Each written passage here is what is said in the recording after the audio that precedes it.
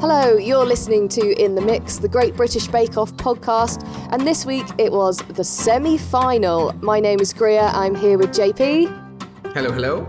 And I am emotionally drained. That's all I can say. I feel like we have to go sort of straight in with this episode because we went in with such strong bakers and there was a twist.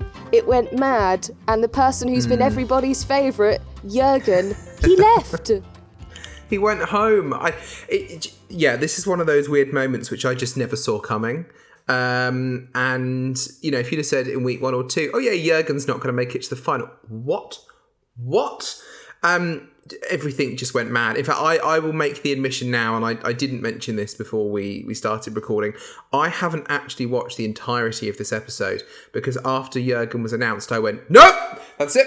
So I haven't seen the, the kiss and cry at the end. Oh no! Because I was like, no, I'm dead to me. So I haven't actually seen the very end of the episode or the preview for next week. That's your favourite bit. I know, that's how emotional I was last night seeing Jürgen going. I was like, no, I should not watch the preview. So I don't know what's coming up next week. It could be spaceships for all I know. That's how much I care. I'm going to be honest. Now Jürgen's gone. He doesn't care. We've done the podcast for, all these weeks, and now you're like, right, now Jürgen's gone. I'm over it. I'm not going to be talking about the Bake Off anymore or even finishing the episode. I know. It was just such a crazy moment yesterday. I was like, what is this? I both did see it coming and didn't see it coming. But, during the episode last night, and obviously we'll talk about the bakes, it could have been anybody at any point. They were so close, but I just had that feeling that it was going to be him. When they were sort of showing the contestants, I was like, yeah, it's going to be Jürgen, isn't it? Oh no. It was a surprise, and you're not the only one that got sort of up in arms and a bit upset, because before we started recording today, I thought, you know what, I'll go on to the Great British Bake Off Twitter account and see what some people have been saying. And, I love it. I know we come on and joke about the Bake Off and sound all serious about the Bake Off, but I really love it when people actually are so serious and they take to Twitter to share it with the producers. And so we've had Will. Will says, that's the worst decision on the history of the show. Paul's bias obviously was a factor here. Joke. And then a German flag. Okay. Great. This is actually the worst day of my life. I haven't stopped crying, says Maisie. Let's find this one. This one is what made me laugh the most. Alice said, they made their cakes out of bloody Rice Krispies. We've sat and watched every week, but we won't be watching the final. Poor Jürgen. Oh. Won't be watching the final, really? You've spent all that time. It. But you know what? This happens every year, and it makes me laugh because it was like last year with Laura. Laura went through to the final. We had 10,000 people on Twitter boycotting, saying, I won't be watching the final. Oh, no. Dear Channel 4. And, of course, everyone watched the final because they'll build a bridge and get over it, hopefully. But it was tricky because, Jürgen was incredible. He was such a great baker. And, I was upset about it last night. I was like, I just can't believe it. But I think I would have been if anyone would have gone. Yeah. To be fair, as we said last week, I really like the Final Four. It's one of the best Final Fours we've had.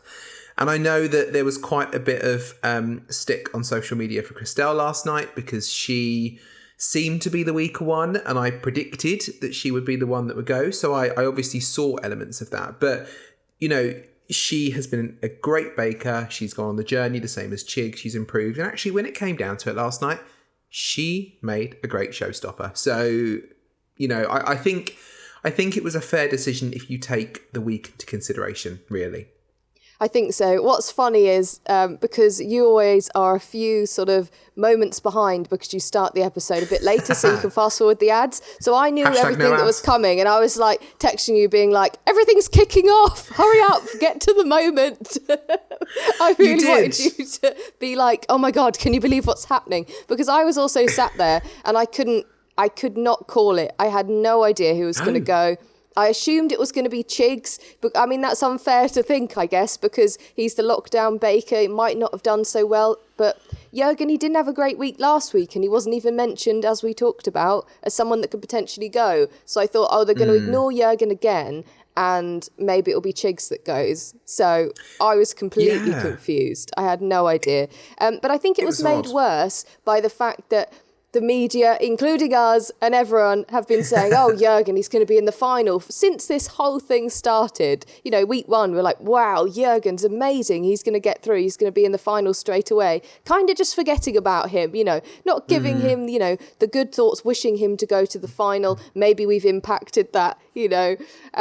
So it's a bit embarrassing, isn't it, now? I find, you know, we've gone, Jürgen, he's going to be there. And now that all of us are like, oh, God, you know, I'm embarrassed. I've been pushing Jürgen up too much, and now he's gone. So it's funny because I'm going to have to listen back to episode 2 and 3 because I'm sure one of us will have turned around at some point, and it'll be one of those videos that's now slowed down and they have the slow-mo sort of fait accompli, because one of us probably said, oh, it'd be really funny if he doesn't make it to the final now. Yeah. And you should imagine that's going to get picked up. But also I think, obviously, the funny thing about Bake Off, and it was only yesterday that it sort of reoccurred to me again, that this is all pre-recorded.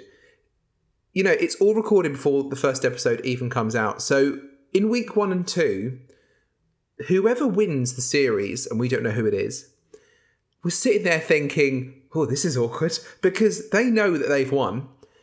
And they know that literally it's this national outpouring of love for Jürgen, who's not going to win or even make it to the final. Yeah. So it's a bit awkward, isn't it? It's like, oh, that person has to not only keep secret that they've won, but also brace themselves for national hatred. Exactly. It's true. I wonder, because, you know, whoever wins, who do they have to keep it a secret from? Do they have to keep it a secret from their, like, actual loved ones that they live with and stuff, just so it isn't leaked out? You know, it's really funny to think that, because you're right, whoever it is, well, Giuseppe, he's had quite a bit of an outpouring of love himself. Chigs, everyone says he's like the most attractive baker, especially when he wears his glasses. And Christelle, I think people think she's a good baker, but she's the one that hasn't had as much sort of commotion on social media as perhaps the others.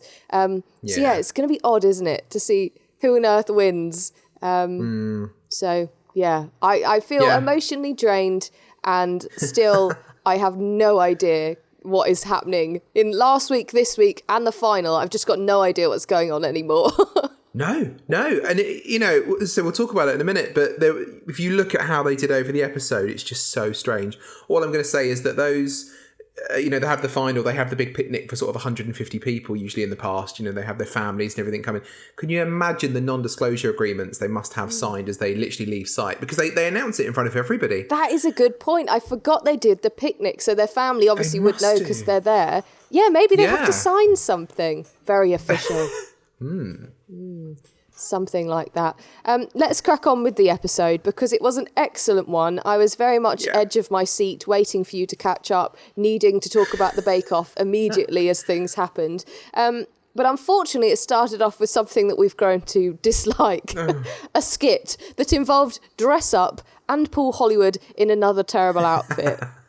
Again. Why, Paul? Why? Is that in his contract? I want to know. I know. So he was dressed up as Elvis. Noel Fielding was dressed up as David Bowie. And Matt Lucas was Freddie Mercury. And they were sort of acting as sort of the ghosts of the musicians, getting ready for the Bake Off episode this week. It was very odd. I don't know where this stuff so weird gets drummed up. Is it Noel Fielding and Matt Lucas? Is that what they do in between challenges? They come up with these crazy things. But yeah, at least they didn't sing this time. That's all I can say.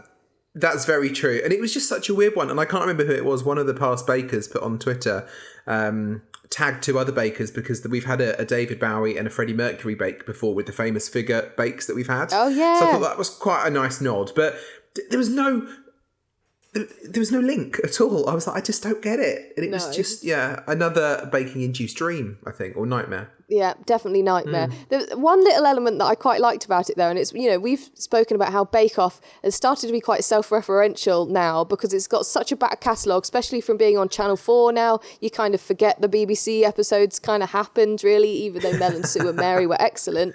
They've kind of, like a sitcom or like any show, they can self-reference now, because they sort of assume the people that have been watching or are watching have watched the ones in the past. So we had a little line about Sura, remember when she had dropped Dave's cake in the first week of last season. They actually said that this time. And so you had people being like, oh yeah, I do remember that, because everyone who's watching has a really loyal fan of Bake Off. So I quite liked that quality about it.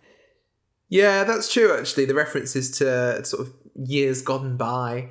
And you're right, we're a very loyal audience, hence podcasts like this. Exactly. Yeah, well done for finding a silver lining to that really weird start. Thanks. I tried. The signature bake this week, they had to do 8 patisserie-style layered slices. They had to be identical, they had to hold their form and be technically flawless, which is basically the theme through this whole episode, and look high-end. And they had 3 hours to complete it. And, I mean, everyone's, I thought, look absolutely amazing. But it was sort of a standard thing, wasn't it, to do the layered patisserie-style desserts. They usually have... Don't they do on this week the big croquembouches, the big profiterole towers and the millefeuille or whatever? So it was just a patisserie-style layered slice. It sounded a bit like vague. Sandwich jammy biscuit again, didn't it? It did, yeah. It was a bit of a strange one, and I was... I don't want to use the word underwhelmed again, because I have loved this series, but I was, when we get to Patisserie Week, as you say, this is the week where we usually have never heard of at least one of the bakes, and it's all very fiddly and this, that and the other, whereas this one, I mean, they were making big trays of things and then just chopping them up, which didn't quite feel as patisserie as patisserie has been in the past on Bake Off, but we do love a layer. We do, exactly. Ooh. And we do love some flavour combinations, because this week there were loads of good ones. And so we're going to start with, she is sort of queen of flavour, Christelle. I know. She is. And I was sat there when they read out, because Christelle, she created her layers, but way more than they were asked to do. She did a lot of layers. Yeah. And so when she was reading out what she was going to be doing, I was thinking, don't say miso, don't say miso. I don't want to hear it again, because if you say it again, you're going to immediately make me go, oh, well, you're going home because you've done that same signature thing again. But this time, miso was replaced with black sesame. That was her sort of interesting umami flavour of the week. And so she did a coconut and black sesame dacquoise, yuzu curd, black sesame and almond joconde, white chocolate and coconut Italian meringue buttercream, chantilly cream and caramel brittle. Loads of stuff. Ooh. I know, it was such a packed bake, and I was really hoping that, I feel Noel would be the one who, when they were doing that list, would turn around and go, and there's no miso in it. Like, that could have been such a good little nod. But yeah, she's great with the flavour combinations. The black sesame was the new thing, ironically, and I did think of the podcast last night, because obviously I've been talking about miso, and every single time we discuss miso, I go, oh yes, I tried that when I went to Japan last summer. And I have never heard of black sesame seeds until I bought some from a supermarket in Japan last summer. Wow. When I was like, she's just got this Japanese theme in the background the whole time. Exactly. I knew there was a reason that we were doing the podcast together. All your Japanese experiences are coming to handy, Where's Japan Week again? Where's Japan Week? Come on. I know. And she did yuzu as well, which is a Japanese sort of citrusy flavour, which I'm slightly obsessed with the idea. I've never had yuzu, but every time it comes up, I'm like, oh, yes, yuzu. Ooh. I don't know why, because I know I obviously want to try it so much, but I'm like, oh, yes, I definitely love that. But then when you hear a bit later on someone say matcha, I'm like, oh, no, definitely not that. No. So Christelle, hers were quite an interesting look. They were sort of black and yellow themed, which is quite striking, I guess, for patisserie. It's a very not traditional colour, I guess, that you'd have in your cake, black. We talked about Lizzie last week doing her sort of a black dog ice cream sandwich things, which looks very strange, and we were like, oh no. But this week she's gone completely right, this is very posh and very fancy for patisserie. I thought that was an interesting contrast. Yeah, the look of it was interesting and not really traditional in terms of patisserie. I also, if I'm honest, think they came out a little bit messy. It was interesting considering this task was all about neatness. I think Christelle's out of the 4 were the ones where the layers weren't as distinct. They were, a little bit messy. And I think when you have sort of black sesame seeds mixed in with things, it looks a little bit scatty. But as always, as you say with Christelle, her flavour combinations are incredible. She's really adventurous with those. And she got a handshake. She did. One of the few handshakes that were given out in the tent this week. We will come back to those, definitely. But something that I wanted to also bring up is Giuseppe, because he was feeling the pressure this week. I think there was a swear word that came out of his mouth and a beep that happened at some point, because he was trying to get on with his bake, his patisserie-styled layered slice. He was going to do tiramisu, a standard nice Italian flavour there from Giuseppe, but he was going to use Marsala wine and put sultanas in it to sort of infuse it, which I thought was... We've said that I don't like raisins. I don't want to be a stuck record, but sultanas included. Same sort of family, aren't they, really? Exactly. So I wasn't necessarily excited about that, but when he originally put his Joconde into the oven, I think it must have been in there for only about a few seconds, because the swear word came out, he ducked into the oven, and he started scraping it back into the bowl because he missed his flour out. He did a Maggie! A Maggie! And nobody made a reference to that. I was like, come on! I know, it was so funny when he was like, I've got to get it out the oven. It honestly must have only been in there for like 5 seconds, because otherwise you're going to have half-baked bits of sponge back in with the cake batter, which isn't great. I know. And it was at the moment when Paul and Prue and Matt and Noel were coming around to ask, Giuseppe, what are you making today? He was like, I'm just scraping my bake back in. Don't mind me. Hi, everyone.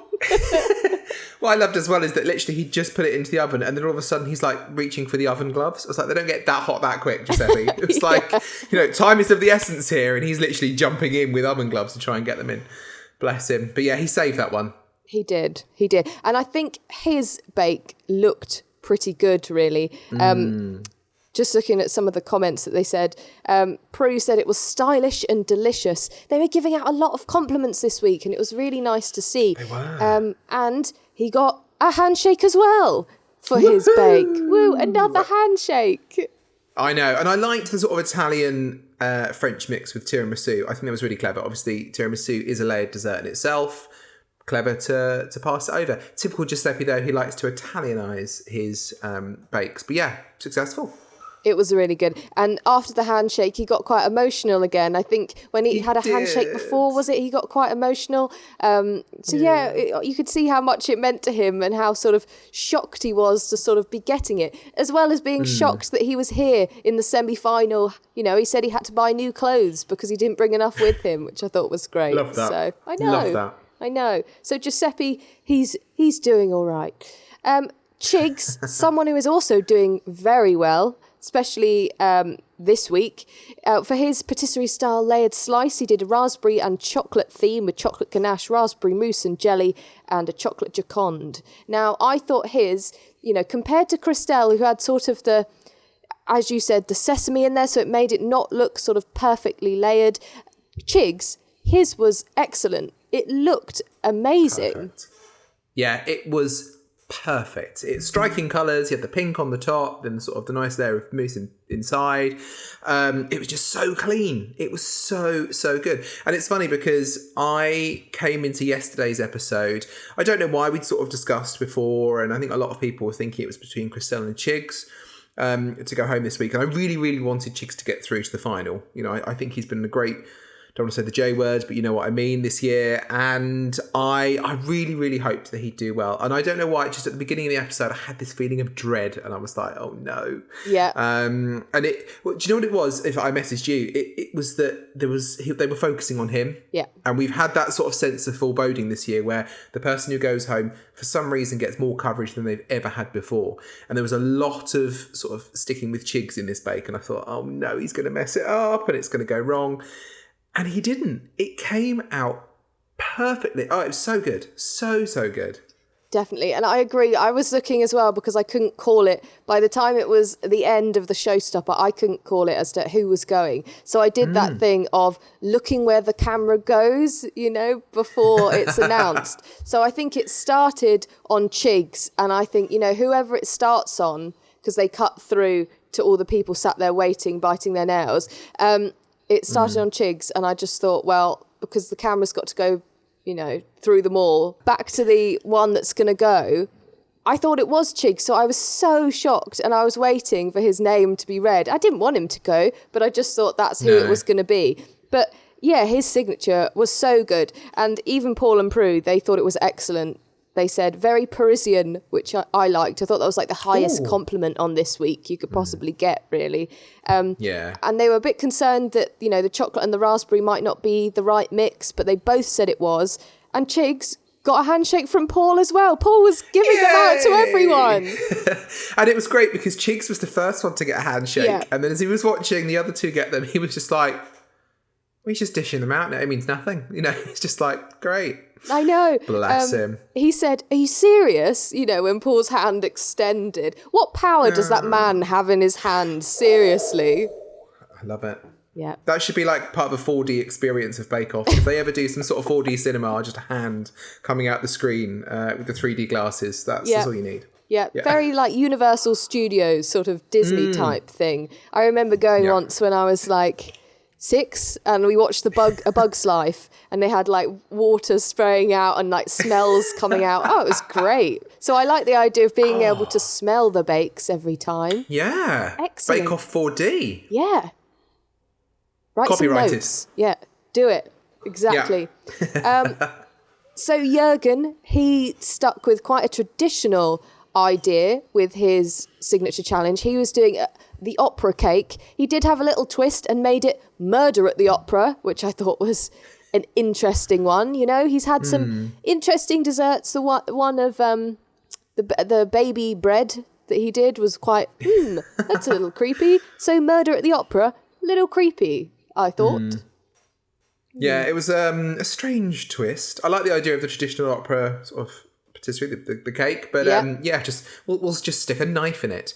I know. Yeah, strange, but it's quite funny because when Jürgen comes up with these ideas, we're all just like, okay, great, Jürgen. We love Jürgen anyway. Yes, Jürgen. Yes. Henry VIII theme bake. Okay, we like it. So it did look like the traditional opera cake, you know, with the chocolate glaze. It had the cassis buttercream and a coffee-soaked Joconde. But the thing that perhaps let him down, and I think he said when his wife tasted it in practice, she wasn't too keen on it, but Jürgen really liked it, was using beetroot, which you have like carrot cake. I think I mentioned this before on the podcast, or just to you in general.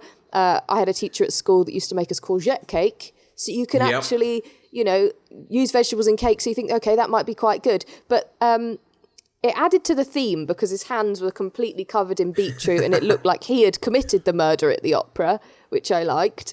But Paul and Prue, they sort of said that it was just overwhelmingly chocolatey and coffee-y, but the beetroot didn't really add anything. Yeah, and I've got to admit, this is the point that disappointed me a little bit. And again, when we talked through the others, obviously we said that he goes home this week. I was disappointed with this because I don't think his was a lot worse than the others. Yeah. He didn't get a handshake. And, you know, Prue said she would have given him a handshake. And it was just Paul being a bit Paul-esque and, you know, picking on something which... I've had chocolate beetroot cake before. You're not supposed to really taste the beetroot. As Paul said, it adds a sweetness, and he said it did that. Yep. And it adds a little bit of colour. It adds a depth to the colour. So it did everything it was supposed to do, but Paul was critiquing it. And it was just very strange because the others...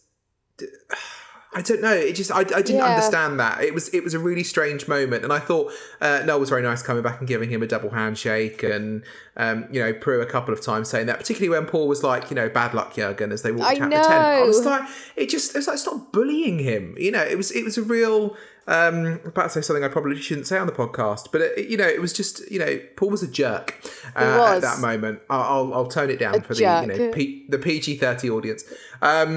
Yeah, I was really disappointed by that because I don't think it should have been as bad as it was made out to be. Yeah, you are right though. I don't know. Yeah, with using the vegetable element, you know, your carrot cake doesn't taste of carrot, does it? You're right. No. Maybe it was a personal preference kind of thing. Maybe for Paul, maybe there just wasn't enough in there. Maybe he wanted something else, but then that's again his personal preference. It's, you know, Jürgen's recipe was this, so was it good at being that, I guess? And I imagine it was good at being that because it had coffee and chocolate and that's what was included. But maybe he wanted some extra zing or something. You know, there was the yuzu curd from Christelle, the raspberry from Chigs. Giuseppe, he did his masala wine sultana, so maybe you just wanted that extra thing. But again, it's personal preference, isn't it, really? It is. And I also thought about this, that and this could be a little bit of a... this is the sort of thing I think about 3 o'clock in the morning, that I want to investigate, because there was the whole thing yesterday. Prue was saying, I absolutely love it. You know, I'd give you a handshake if I can.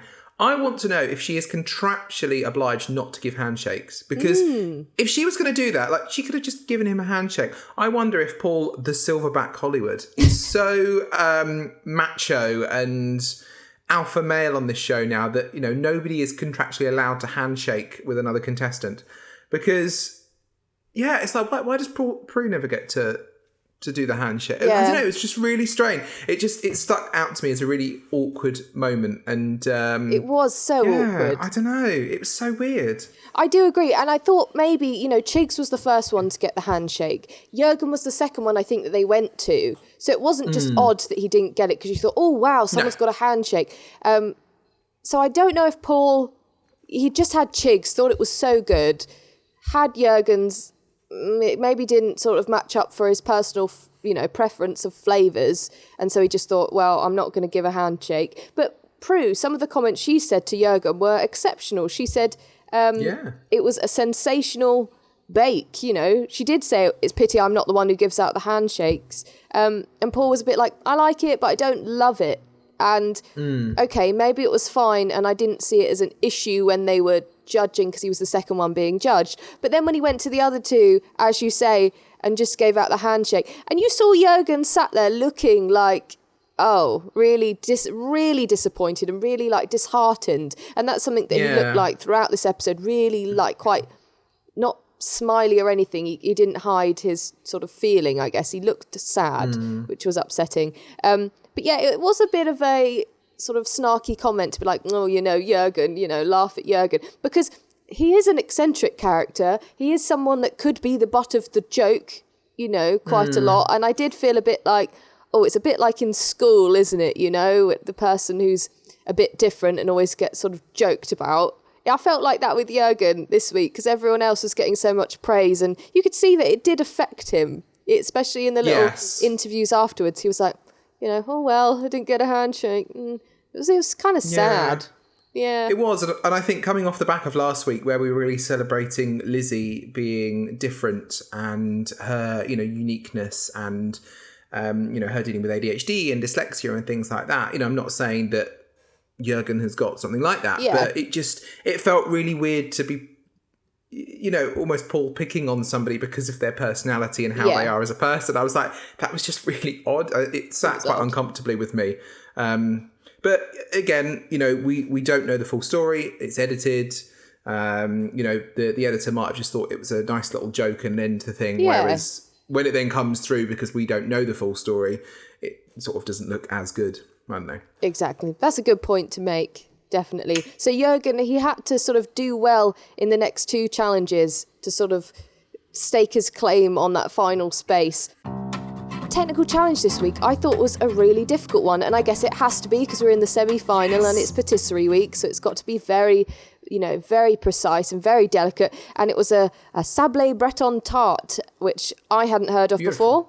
And it was Sable Breton pastry, raspberry confiture, pistachio creme mousseline, and you had to decorate it with fresh berries, meringue kisses, and then chocolate curls. And Jürgen, he said that he had actually heard of a Sable Breton tart before. And in comparison, Chigs was like, I heard the word fruit and cream. And isn't that funny how, you know, Jürgen was like, okay, I have knowledge of what this is, but I don't know. And everyone seemed to struggle on it a little bit. The instructions, as with the technical, they were quite sparse, so people weren't sure what to do with the pastry. I thought it was a good challenge for the technical, though, at this high level of the competition. What did you think? I really liked it. it's funny because even the Sable base, the sort of the tart itself was brilliant because we've had Sable biscuits before on Bake Off. They're very similar to sort of shortbread, but they're French. And it was interesting because this, you hear the word tart and you think, okay, well, it's going to be the case you need to fill the tart case, sort of thing. And that's what Christelle and Giuseppe did. Yep. Despite the fact Giuseppe said, I've heard of one of these, and Jürgen had said that. And again, our two European bakers had an idea of a French bake. That's been a big advantage to both of them this year, which has been great. But it just set everybody apart because they had the ingredients. You had, Chigs had a problem with his creme mousseline. Christelle had put sides on the side of hers. So had Giuseppe. It was so interesting to see how they interpreted these recipes. The first step of the recipe with the biscuit, once it was made, was just to I can't remember what it was now, but it was basically to put it in the bottom of the tin, not to put it up the sides, but they just interpret it differently and go with their gut feel. And I love those sorts of technicals because we're sitting at home going, just read the paper. It's like we've seen Prue and Paul in the tent over the road. Eating we know a slice. what it looks like. Yeah, and we're like, come on, don't be ridiculous. We know what a Sable Breton is because we've just seen it. I know, I can't believe you did that. I know, amateurs, and it cracked me up, but it was a really good one, and as you say, really technical for a patisserie week. It hit the nail on the head, I think. It was, and those differences, of each person's bake allows, I guess, Paul and Prue to really judge what it's meant to actually look like and stuff. And I thought it was interesting because Giuseppe did the bits up the side, as we've said, but he also laid out his berries sort of really to the edge so you couldn't see some of the pistachio cream. And so, we were all sat there being able to really see, although that doesn't look like the one that Prue just showed and Paul was eating a bit of, it doesn't look like that. So I thought it was a good one for us, non-bakers sat at home to be able to critique as to what it's meant to look like. And there were lots of different elements as well to it, which were, tested the skills of all the bakers that I thought was good. But it was it's a testament to him that Chigs was able to actually present what he did present. Because I know he had some trouble with his creme mousseline, getting it to sort of set properly or thicken, because it was quite oozing out and off the sides. There was a shot of him looking in the fridge and it was kind of going everywhere. And I thought, oh no, that looks very bad in comparison to the one we've just seen Prue showcase. But he did well. He was still able to make all of the elements, considering he was only just started baking a year ago, and that's back where we talk about Chigs' journey. You hate the word journey, but it's true. Throughout this whole time, and Paul and Prue recognised it, his ability to experiment with flavours and different bakes that he hadn't done before and learn all these different bakes that he hadn't done before and elements, like the creme mousseline. He didn't know what it was, but he gave it a good go. And I thought he did quite well, even though it didn't end up as what it was supposed to be. No, and that was tricky. And again, having this sort of foreboding feeling about Chigs coming into this, when I watched his tart just sort of ooze, would have been great for Halloween week, Oh, it would have been. And it would have been lovely, just like oozy cake. But still, he listened to the recipe. One of the things about those who put the Sable Breton up the side of the tart case, it said in the recipe to have a 1 centimetre border. So you can't do that if you've got a lip all the way around it. Ah, yeah, that is good. That is some good reading between the lines, or people just not reading the question. It's the teacher thing again. Read the question. It's the teacher thing. I literally, as I'm listening to the technical every week, I'm like, well, obviously this means this. Yes. Good old armchair baker. But I think Chigs really, he got into the mindset of that bake actually. He did. Maybe it was an advantage that he didn't know what it was, because he's like, well, all I've got to go off is what is in front of me. I think if the creme mousseline, or creme mousselini, as he kept calling it, until Noel corrected him, which was great. I wonder what Giuseppe thought of that. Yeah. Yeah. Italian dictator. Lovely.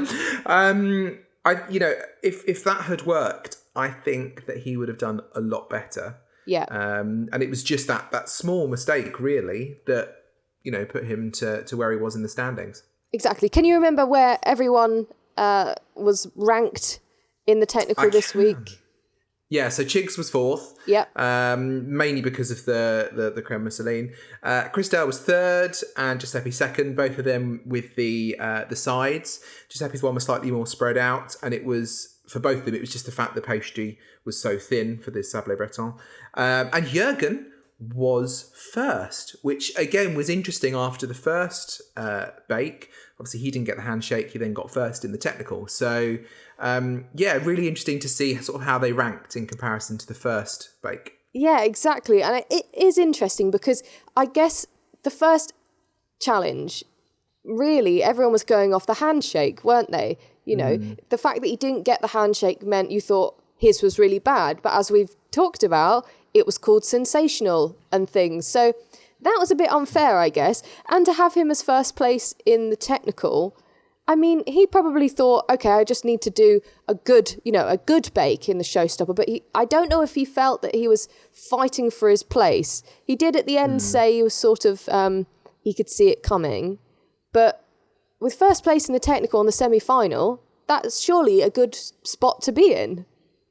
Well, yeah, you think so. I mean, I don't know, but I don't think we've had, and if we have, it's only been once or twice, someone who's been first in a technical going home. Yeah, that is a good point, because that's usually the one that sort of saves them, isn't it? Yeah, you know, that's the one that, it's the hardest of the three bakes. It's the one that they can't practice. So for somebody to be first in the technical, even now when there's only 4 places anyway, but for someone to be first in the technical and then to end up going home, it's really unheard of. Like, it was, I think a lot of people sort of had a sigh of relief at that point. They were like, okay, maybe Jürgen's safe, because, you know, this is the one that sets everybody apart. So yeah, it was so strange to have that, but at the same time, as we both said, at the end of the technical, still not really knowing it could go anyway.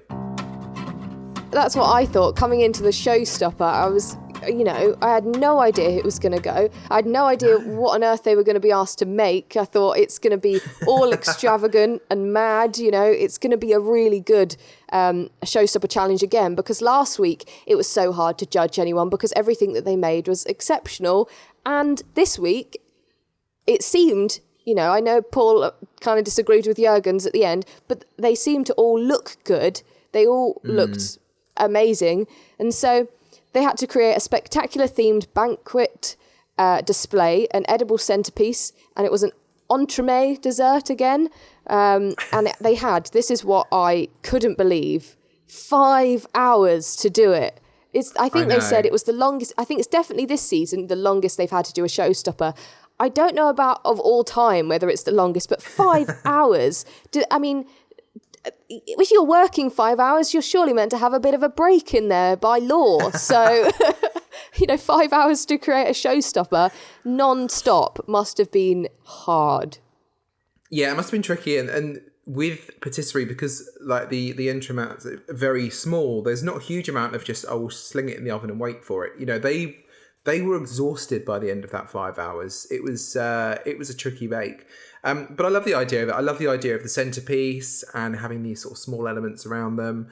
And I don't know. I really understand now why they do the showstopper on the second day and they squeeze the other two together on the first. Because, I think they did an overnight one once as well, where they had to start something on the Saturday. Yeah, and then I remember that. Bake it on the Sunday once. I can't remember which series or what it was. No. But I seem to remember an overnight resting bake. They definitely had to create one element of it, I guess. Because if you're going to do your showstopper on the same day as the signature and the technical, okay, that is too much. It's overwhelming. But at the same time, I think you'd be trying to concentrate on your signature and technical, but at the same time thinking always about that showstopper, Yeah. So we had some excellent stuff going on this week, and I think we should talk about all of them because they were all amazing and they all had really interesting themes. So Chigs, to start off with, he did a family-themed bake, which is usually Christelle's thing, to have sort of an emotional attachment to the bake you're creating and a purpose for it related to your family. So it was nice to see Chigs doing that this week too.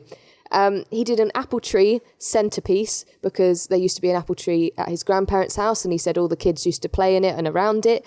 And so the tree was in the centre, and it was a cinnamon biscuit. There was caramelised apple, caramel and white chocolate mousse, a chocolate shell, and a red mirror glaze on the outside. And the desserts themselves looked like red apples.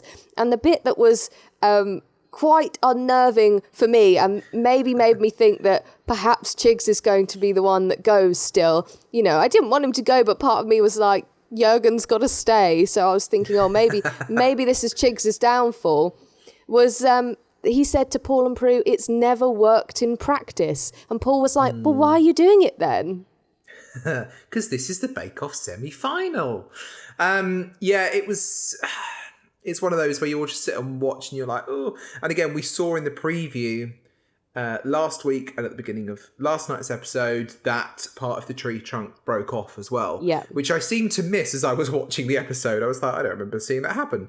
But yeah, it was such a shame to think that in the preview. But when it came to it, it looked really good. The critique from Prue is that the red apples didn't really look red. They looked purple. It had chocolate underneath it. Yeah. You know, colour's going to be hard when you've got mirror glaze, which I don't think was quite thick enough.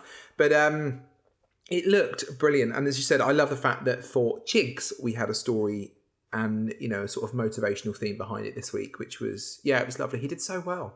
He did very well. And going into the showstopper, he said something like, this is not normal stuff. You know, he knew he'd left the comfort of baking cakes and things in his house behind. And now he's in the big leagues of baking to come up with it. And I think it looked excellent. You know, that tree, it did crack, I think, a little bit. And he was really nervous, you know, when putting it together because there was two elements that had to come together to form the tree. And I thought when we saw the tree on the preview and then when he started putting it together, because there was sort of some green, like piped icing around the outside, it looked a bit as sort of like a children's cookie design, basically. Yeah. And I thought, the tree isn't very finesse. It's not, I don't know if that's going to be good enough. But his actual desserts, they definitely saved him. I mean, Prue and Paul thought the tree looked amazing anyway. So I'm just being incredibly harsh thinking that it was not going to be good enough. But I guess the real thing that they're judging was the desserts. And it looked very good. It looked so good. Yeah. In comparison to everyone else's, the standard was, you know, it was all excellent. And it was interesting because Chigs is that lockdown baker. So to have him, you know, rise up from being someone that was just baking as a hobby to being able to do this, arguably that journey is more impressive than Jurgen just doing sort of okay this week. Yeah, I agree. And I think, you know, when we look at the fact that Jurgen, you know, got Star Baker for the first 2 weeks, he got another one a couple of weeks ago, but he sort of peaked at the beginning and then didn't even really maintain. You know, he was good, but not top. And then he's had a couple of shaky weeks. You know, and we've said that Paul mentioned on Extra Slice last week that, you know, they go week by week, but when they are this close together, you've got to consider that as well. Chigs, so considering he was making bread and biscuits during lockdown, has done incredibly well. And when you pull that out of the bag, completely worth keeping him in the competition because I can't wait to see what he does in the final. I really can't wait. It's going to be so good. Something that we enjoy looking out for is Jurgen's strange themes. And it was a very interesting theme again this week for the showstopper. And again, something that we can draw on your Japanese experiences too. He created a Japanese gate, so an entrance to a Shinto temple. And it was raspberry jelly, raspberry bavois, gingerbread centerpiece. And then he had 3 Bavarian creams, white chocolate, matcha and raspberry. So he did go all out with the flavours. He did try something quite different, you know, with the theme. And I thought the fact that he made his gingerbread gate, you know, the Japanese gate, actually out of the pieces was really impressive. And if we're going to compare him to Chigs, I think Noel said on the voiceover that Chigs has had 2 pieces. And somewhere in my brain it's shouting 17 or something for Jurgen's like to put together. So actually the engineering side was actually a bit more impressive maybe than Chigs's. But he did have a little bit of an issue, didn't he, with one particular part of the gingerbread. Yeah, well, this was the thing with Jürgen. He went with something really ambitious and out of his comfort zone, which I thought was really, really good of him. He's not played it safe, but he's played to his strengths over the series. But then he forgot one of his biscuits. I know. and literally it was like that moment of after watching, Giuseppe forget the flour in the first baker, but remember very quickly. Jürgen to be like, I'm pretty sure I baked it, and he's going through this like biscuit pile of like, it's got to be in here somewhere. And then he saved it. He managed to get the gate made and everything. But that was very uncharacteristic of Jürgen, and I think we really saw the fact that pressure was getting to him, and he was feeling that. But it looked fantastic, and again, I like the fact that he went with a theme. It was a theme that was different for him. The gate looked great. The matcha flavour. I mean, I hate matcha, but the matcha flavour was in there. It worked. And he balanced it well, considering Prue had said beforehand, I don't really like matcha. Paul gave some really nice feedback on the balance of flavours within that as well. So he got some good feedback for that last bake, which again made the outcome so difficult and so, hard to predict at the end.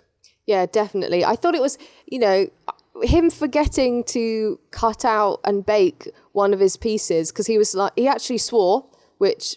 I mean, Jürgen, he is what? The human embodiment of Winnie the Pooh. So to have him swear was quite like, oh my God.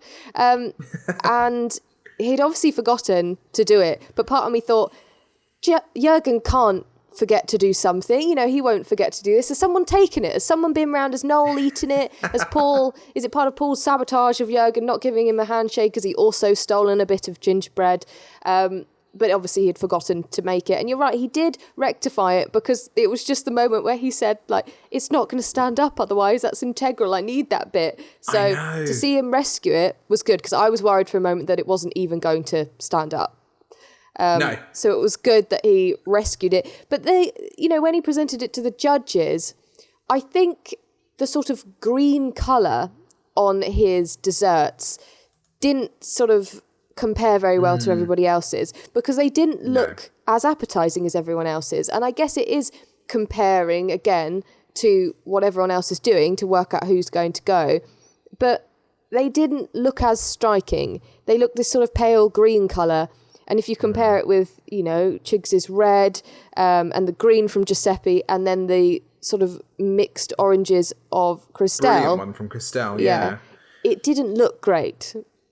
Yeah, and it was a bit messy. He presented them in these sort of like little bamboo boats, and some of them had some smudges of green on them from the glaze as well. So it wasn't as finessed as he normally would do. We've spoken in the series about how he doesn't always push himself out there with decoration. He did, with that yesterday, but it's the whole thing of style over substance. It tasted great, and he got good feedback for the taste. How much of the look sort of marked him down for that? What's the priority of the judges? But again, when everyone did quite well, it's splitting hairs, which it really was yesterday, I think. It really was. Someone who I talk about regularly, and he's been my favourite from the start, is Giuseppe. I say all the time, he's going to get to the final and probably win, but now I have absolutely no idea who's going to win. So my Giuseppe sort of fan club is dwindling slightly, but I was so impressed with his dessert, and his theme. Obviously he went with a wonderful Italian theme, but the fact that he was going to create a leaning tower of Pisa out of his sort of crisp puffed rice rather and everything was excellent. And he did a chocolate custard with a cherry insert, pine nut bavarois, a chocolate sponge, and it was all sort of related to his time staying in Tuscany. I just thought it was excellent. The shot of him carrying the actual Leaning Tower of Pisa over to be put on a spike was terrifying, but when it was there, it looked excellent. Yeah, it was great. And I really liked the theme of that one. Again, he went for something that was personal to him. I loved it when he was putting it on the spike and then the top bit just sort of popped off and he was like, whoa, and it was funny Giuseppe humour as well. And he was like, well, I've made the Leaning Tower of Pisa lean more than it normally does. Having said that, I was a little bit like, he's made a giant Rice Krispie square. And I do have that little element about puffed rice sometimes that if you're doing a centerpiece and this is a baking show, the sort of main thing in the middle of your bake isn't baked. It's melted marshmallow, Rice Krispies, and so I was a little bit. I was like, oh, come on, Giuseppe, you could have done something better than that. The others have made biscuit things and gone really brave, and he's done puff rice. So when people were saying that on social media, I was like, to be fair, I sort of see where they're coming from on that one. But the theme worked. I think my favourite element is the fact that he literally presented it on a slab of AstroTurf. I think the look of that one was slightly more rough and ready for me, and I was a little bit more disappointed with Giuseppe's one, but it was enough to see him through. So exactly, I thought it was. You're right. Using the puff rice is interesting because arguably then Jürgen, who made an actual biscuit sort of structure, maybe that was better, I guess, because I can't remember in the judging, like, did they taste any of the centerpieces? Or was it just the desserts? I think they were just tasting the desserts, weren't they? So, yeah, I don't know. I thought it was... I liked the Leaning Tower of Pisa because the joke about, it's wonky, if my showpiece is wonky, it's meant to be, which was good. But I just thought it looked really good, like the real thing. But then again, so did Jürgen, so it's tough. But the critique that Paul and Prue gave to Giuseppe was that the flavours weren't necessarily his best. I think he did the pine nut bavarois, which, that doesn't sound appetising to me at all. No. I can't really taste what that would be like in a sweet setting. Pine nuts I put in my pasta or pies or whatever. And I can't really imagine that in a dessert. But maybe I'm missing out completely. It was obviously quite an Italian sort of flavour to do. So I'm guessing so. Yeah, so they did sort of say, I think, that it wasn't as tasty or as delicious as it could be. That was the critique. Yeah. And again, it was weird because we're coming to the final now, and all of a sudden we've got the two strongest bakers, arguably throughout the whole series, in the semi-final, struggling. I know. And, we didn't have really any element of speak with Paul and Prue beforehand. They didn't say, this person's towards the bottom because they were all so close. Yeah. And obviously I had a little bit before they announced who was going to win, who was going home. But I would argue that it was Giuseppe and Jürgen that were the bottom two this week. I really do think, despite the technical in the middle where they were the top two, I think the other two bakes let them down slightly. Yeah. So... yeah, it's just such a strange episode for a semi-final. It really was, which is just unheard of, those two being the bottom two.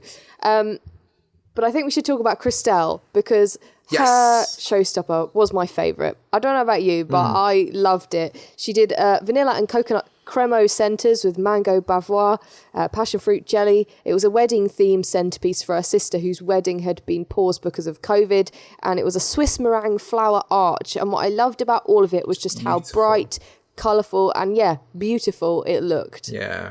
Yeah, it was lovely. And I want to know if it was the same wedding that we had the wedding dress for a couple of weeks ago. I thought she did so well with that, and it looked fantastic. I love the idea of using the meringue for the centrepiece. Like, that's tricky. She was putting it up. She didn't want the meringue to crack. We've seen that go wrong so many times. And I think she pushed the boat out. It's a lot harder to do that than it is puffed rice and biscuits. So, kudos to her. It looked fantastic. The flavours were there as well. I loved it. I thought it was great. Yeah, the bright colours, I think, were the bit for me that made it stand out above the rest. Paul and Prue said it was wonderful. Did Paul say, was it this one he said was flawless or something for hers? Yeah. Which was an amazing compliment. She looked distressed when they were judging because I guess she didn't know what they were going to say. But when they came out with some really great feedback, she was like, oh my God, wow, and was so overwhelmed. But you really could see it as something, to have at a wedding. You could see it on a table, everyone coming to get their desserts or whatever. It just looked beautiful and you could really see it at a wedding. So I thought hers was just excellent. It was just overall a really weird episode. That's all I can say. I enjoyed it so much, but it was so tense, and I had no idea who was going and who would be Star Baker. I just didn't know. But when they said, I think it was Noel that said Christelle was Star Baker, I was like, right then, okay, well, it's Chigs that's going to go, and how wrong I was. Completely wrong. Do you know, it's so funny because I changed my mind about 30 times during this episode. I really did. And I always think with this podcast, obviously, I'm trying to be very positive about the Bake Off. I love the Bake Off. We both do. And, you know, I want to be positive about all the contestants because I love this year's group. But at the same time, part of the job and part of what we do is to critique. And it was so interesting this week because I basically found myself all the way through the episode trying to talk down everybody's bake to try and work out who was going to go home. Yeah. When they announced Christelle as the winner, I was like, brilliant. Yeah, she had a great showstopper. But she came third in the technical and her signature was quite messy. You know, and just the whole time I was sort of second guessing everything. Yeah. And it was, you know, too much info about the show.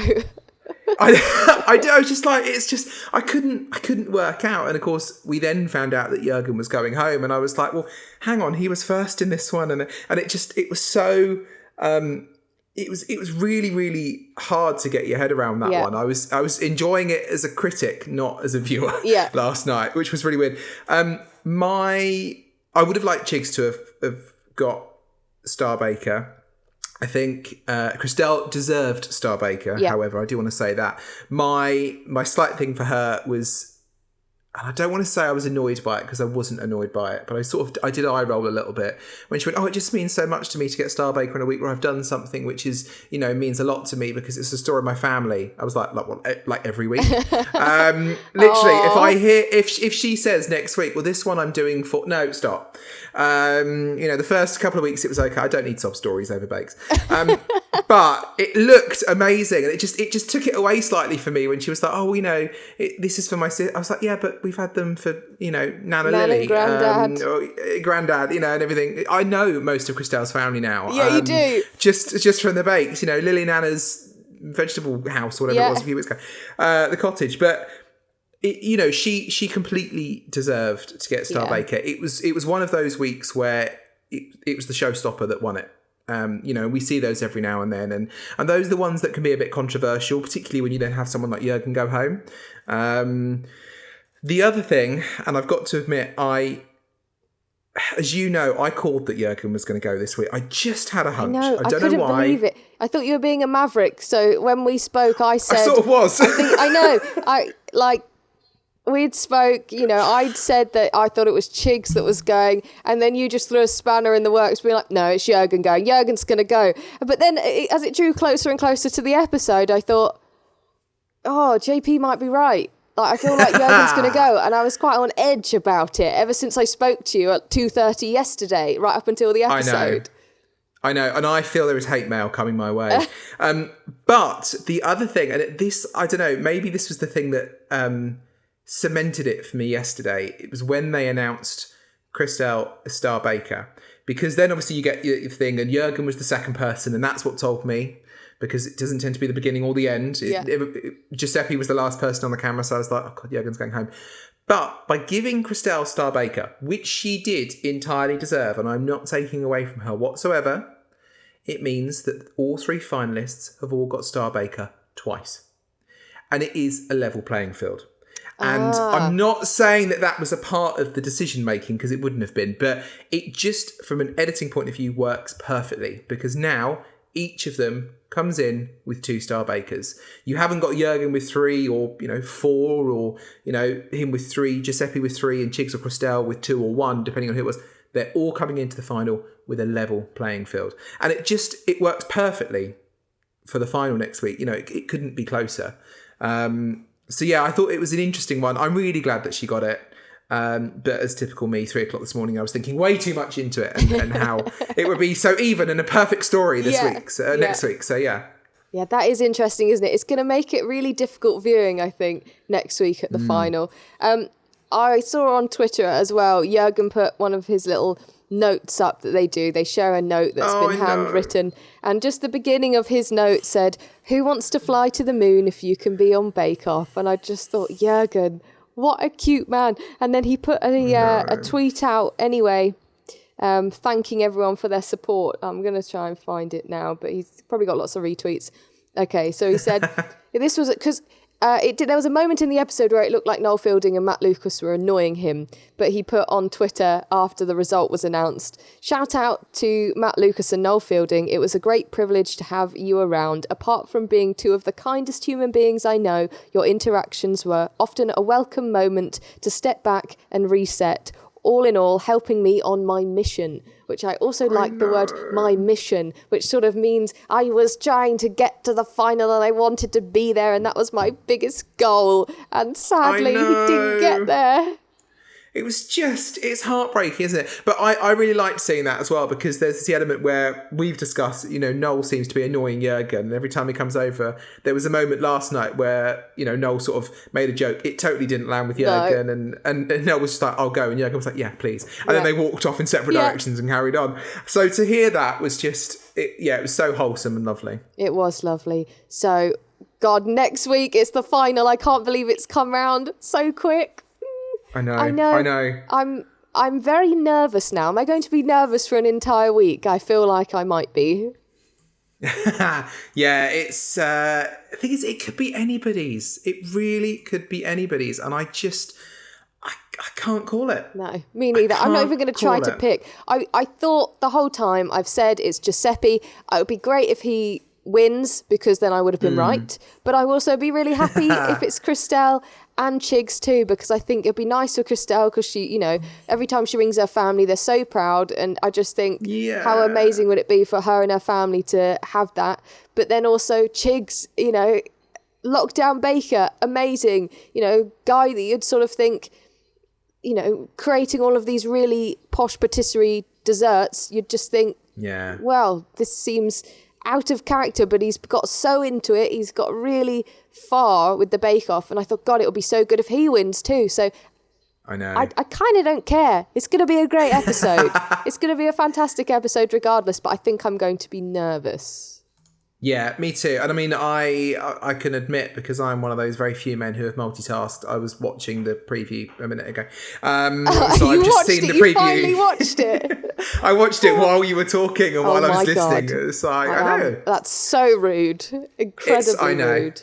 It's fine. It's the TV presenter experience. I can listen to talk back. But literally, as soon as there's the bit and Noel standing there going, the winner of Bake Off, and your heart just goes, you feel sick. I know. And literally, it's like, I can't believe we're at that point in the series again already. Yeah. But it's going to be so interesting next week. And just looking, as I always do, I've got the Wikipedia page open. They've all got 2-star bakers.